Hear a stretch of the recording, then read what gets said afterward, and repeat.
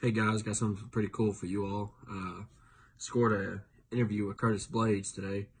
Uh, Came about it pretty random, but pretty cool. Just saw Justin Willis still talking smack on Instagram, and I happened to comment on it and just said, something along the lines like, "Hey, Curtis Blaydes can keep talking about you as much as he wants, just because he dominated you in the fight, and that's all there was to say about it." And Justin Willis got offended, I guess, and blocked me. So I screenshot it and I ended up sending it to Curtis, and Curtis actually messaged me back and told me I was kind of interested in an interview, and thankfully he was nice enough to give me the time, and it was pretty awesome. Got some nice details and stuff out of him, and shout out to Curtis. Hope y'all enjoy. Thanks.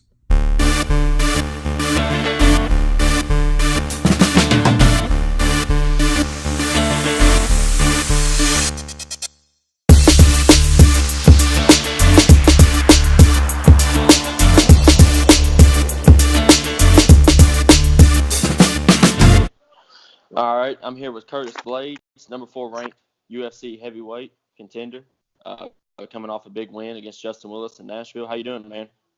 I'm going good. Doing good, bro. How you doing? I'm doing great, man. How sweet did that dominant win over Justin Willis feel, man? It was real good. I mean, any win in the UFC is a major accomplishment, but that one was a little different because he throughout the week prior he was doing a lot of smack talking, which is the first for me. I've never had to deal with that, so that's what made it a little more special of a victory. Well, you performed greatly, man. I mean, for your first time, having a competitor that's going to talk smack to you, you showed up for sure, man. I was there to see it live. It was an awesome performance. What do you think about him still talking even after your dominant win? I mean, I think he's just one of those guys that just can talk.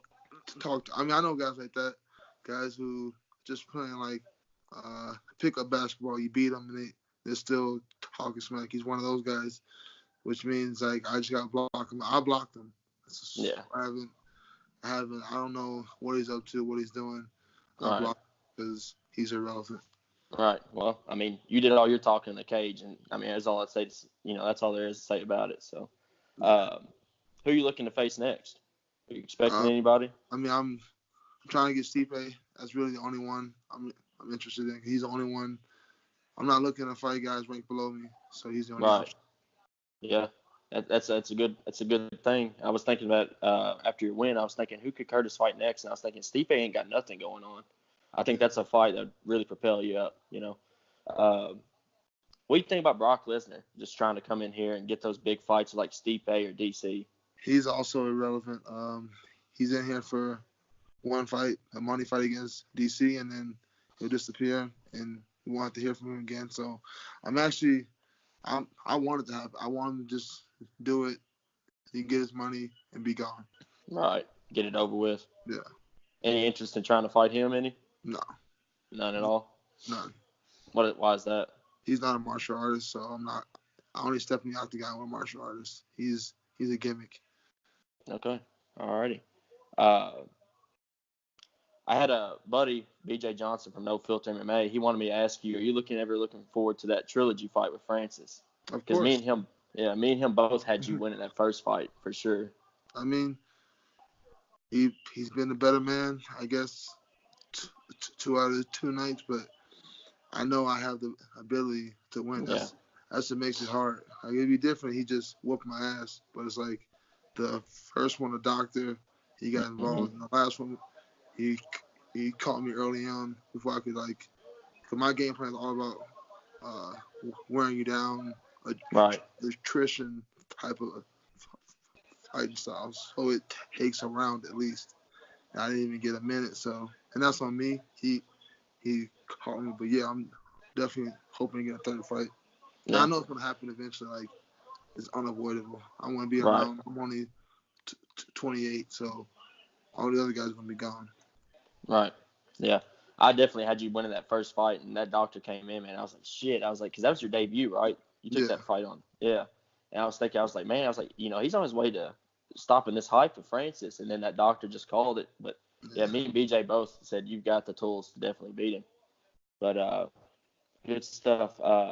Does it ever bother you when the uneducated, like the uneducated crowd, like boos anytime when you implement your wrestling stuff? It doesn't bother me like in the midst of the fight. No, I don't care what they're doing. But afterwards, yeah, when you watch the fight, you're like, are they booing me? And yeah, I mean, it's a little frustrating, but it's not going to cause me to deviate from my plan. Right. My coaches believe in my game plan, and that's all I need. That's the only confidence or that's the only voices I need to believe in me. I don't care if the crowd doesn't like it. It works. So. Well, you know, that talk from Justin Willis, he was talking a lot about that you were boring to watch and stuff like that. I mean, you stunned him with that big right hand in the second round, and then, I mean, personally, that Alistar Overeem finish, man, those elbows, that was some nasty stuff. Like, if anyone ever like agrees with him and says it's like you're not entertaining, I mean, they're just not educated about the sport, you know. I have the ability to do that. Is just I don't force. If it's there, I go over him. I didn't force that. That just organically appeared. Like he dropped his guard and elbows were able to land. But I wasn't like forcing it like constantly. I just if you're gonna allow me to just be on top of you and land little over under shots, I'll do that. I don't need the finish. I guess that's what alienates some of the casuals. That I'm not like bloodthirsty. I'm not hunting the finish.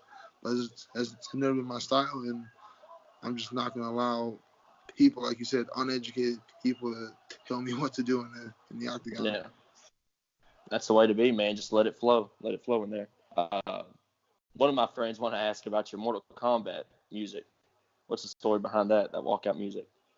I mean, it's not like it really came down to the UFC has a lot of rules when it comes to your walkout. And they bend those rules for certain dudes. I'm not one of those dudes yet, so you can't have profanity in your songs, which automatically eliminates a lot. Yeah, and I don't want to use like the clean version because it doesn't have the same impact. It doesn't get me going. So I needed like just an instrumental that could like get me going. And I was just thinking about, and I went through like, I don't know, I was just playing around in my head like, oh, I could use Pokemon or whatever. I wasn't gonna do that. I was just like brainstorming, and then I started going through video game intro songs, and I stumbled across Mortal Kombat. I went to YouTube. I was like, okay, I can do it. So that's kind of the story. It's kind of amazing that, like, I think you're the only big name fighter that ever uses Mortal Kombat like that, I think. That's another thing. I wanted to be original. I didn't want to use something that another big name guy uses because it's like, oh, you're biting his. I didn't want to do that. But I have no problem if other guys want to start using Mortal Kombat because I know it's a good song. So I got no problem with that. So are you a big fan of Mortal Kombat? The movies, yeah, love those. I love the original games. Mm-hmm. I haven't caught up on the newest one yet. I had a daughter, so that's like a lot of my. Congratulations. Thank you. That's just a lot of my video game time is gone now. So. Yeah, I hear you. By the end of this year, where do you plan to be at? Like in your rankings, you plan to be fighting for the title, or? I can't really have any plans until this whole DC Brock thing is hashed out. The division right now is on hold until that happens. So it's really impossible to predict or project anything. I'm just looking, like I said, to get that Stipe fight. I know if I get that, I win that fight. I'm at least guaranteed an opportunity to fight for the belt. So that's really my main worry right now. That's a good way to look at it because, in my opinion, I feel like if you got the Stipe fight, if you won that, I'd say pair you up with the winner of Ngannou and Dos Santos, and then y'all fight for the, whoever wins that fights for the title. That sounds pretty clear cut. That would be a best case scenario right there. Mm-hmm. So, but like I said, it's impossible. It may not go that way. Who knows? Right. Yeah, it's crazy. It's crazy how MMA turns out sometimes. Who you picking in the fights tonight? Co-main event, main event. The main, I'm going Max. I know it's gonna be a banger, but I'm going Max. I just believe he's got that. He's got the dog in him. He can get rocked. It doesn't scare him. He kind of reminds me of Gaethje. He's a little more. He's got better defense, but he will get hits sometimes, but he doesn't mind it. I think it spices him up a bit. So I'm going with him. And then for the co-main, I'm going with Izzy, because I believe his striking prowess will be enough to overwhelm Gelston, plus the height and the reach and just all the things he's able to bring, like the question marks with either leg, the switching stances, all that stuff. I think it's just it overloads you, and he just starts landing. I'm going Izzy. Yeah, I agree. That's my two picks. Same way. What's been your favorite victory so far? I know you said you love all victories, but what's been the one that stands out the most? The Mark Hunt one, because I went all the way into his, like, I know he's from New Zealand, but Australia is almost the same thing. I went to Australia and beat him, and I was able to, because the booths were very audible. I could hear everything. And I was able to just battle through that, and he almost got me. So I like that, because I was able to fight past the adversity of the first round and then bounce back and win.